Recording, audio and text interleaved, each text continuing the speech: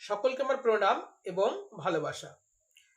Astro education Pradyut এই চ্যানেলে আপনাদের স্বাগত জানিয়ে আমি প্রদ্যুৎ শাস্ত্রী আজকের দিনে জ্যোতিষ আলোচনায় আপনাদের সঙ্গে করব বৃহস্পতির তিনটি নক্ষত্র। একটি হচ্ছে পুনর্বসু নক্ষত্র, একটি হচ্ছে বিশাখা নক্ষত্র এবং অপরটি হচ্ছে পূর্ব ভাদ্রপদ নক্ষত্র। এই নক্ষত্রগুলোর শুভ ফল আপনার জীবনকে কিভাবে ভালো করতে পারে, আপনি এই শুভ ফলদায়ক নক্ষত্রকে কাজে লাগিয়ে নিজের জীবনের সমস্যাগুলো থেকে কিভাবে মুক্তি লাভ করতে পারেন, তারই আলোচনায় আমি প্রদ্যুৎ শাস্ত্রী আজকে করতে এসেছি। দেখুন, প্রথমেই বলে রাখি, বৃহস্পতির নক্ষত্র কিন্তু অত্যন্ত শুভ নক্ষত্র। এই দিন কিন্তু অত্যন্ত শুভ ফল আপনারা পেতে পারেন। ইতিপূর্বেই আমার অন্যান্য ভিডিওতে আমি এই সম্বন্ধে আলোচনা করেছি।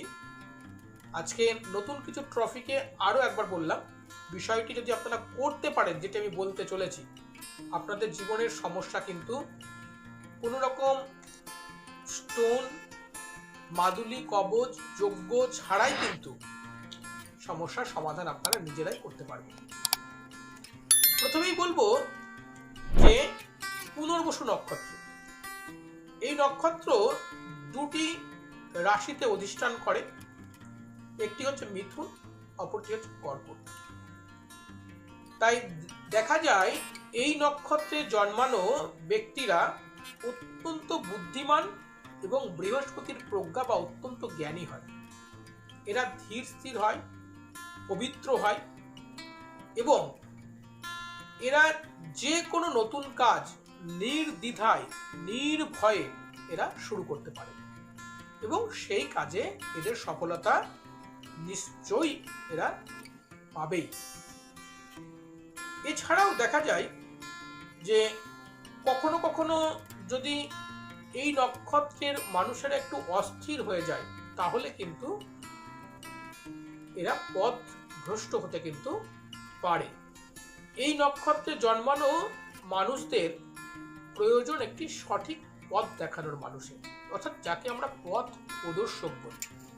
যদি একজন পথ প্রদর্শক পাওয়া যায়, তাহলে কিন্তু এই রাশিতে, এই নক্ষত্রে, অর্থাৎ যে রাশিতে বললে আপনারা গুলিয়ে ফেলবেন না, যে রাশিতে বলেছি মিথুন এবং কর্কট রাশিতে জন্মানো এই নক্ষত্র, অর্থাৎ পুনর্বসু নক্ষত্রে কোনো ব্যক্তি যদি একজন সঠিক পথ প্রদর্শক পেয়ে যান, তাহলে এরা জীবনে এতটাই সাফল্য লাভ করবে, এটা আমরা কল্পনাই করতে পারি না।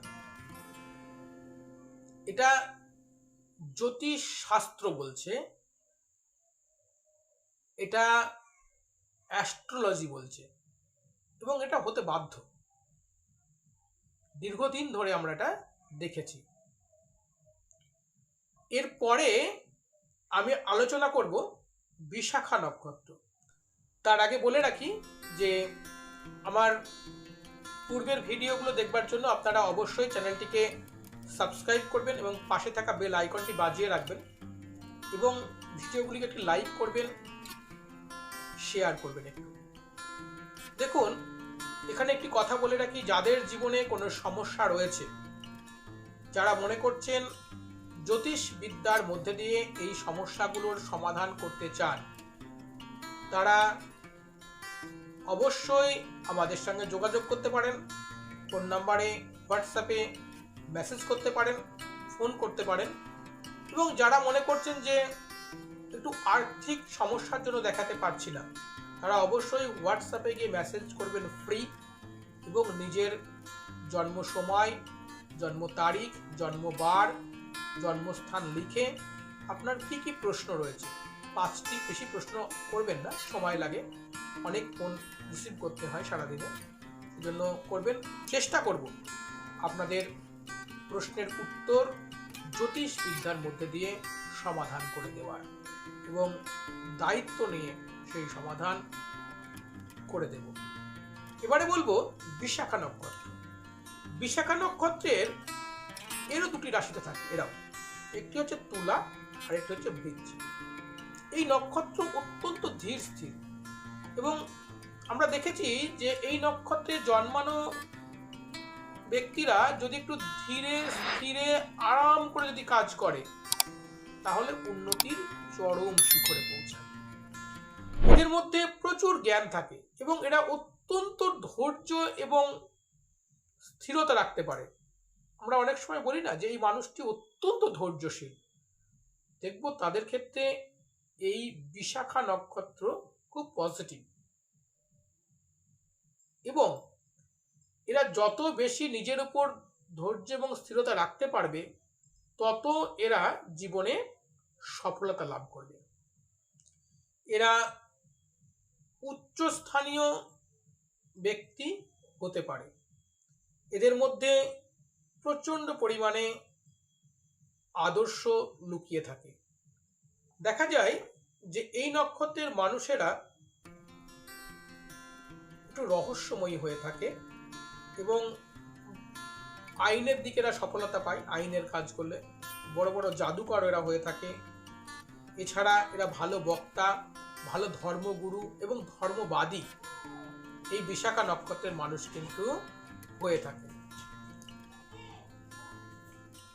এই রাশির মানুষদের জীবনটা খুব সুন্দর থাকে, তবে এরা যদি একটুখানি রেগে যায় এবং এরা যদি একটু অস্থির হয়ে ওঠে তাহলে দেখা যায় যে এরা তিক্ত কথা বলতে পারে এবং এদের জীবনের ধৈর্য অতিক্রম যখন হয়ে যাবে তখন কিন্তু এরা একটু রাগ এবং ছোট ছোট কথায় এদের জেদ এবং একাগ্রতা নষ্ট হয় এবং একটু উদাসীন হয়ে পড়ে।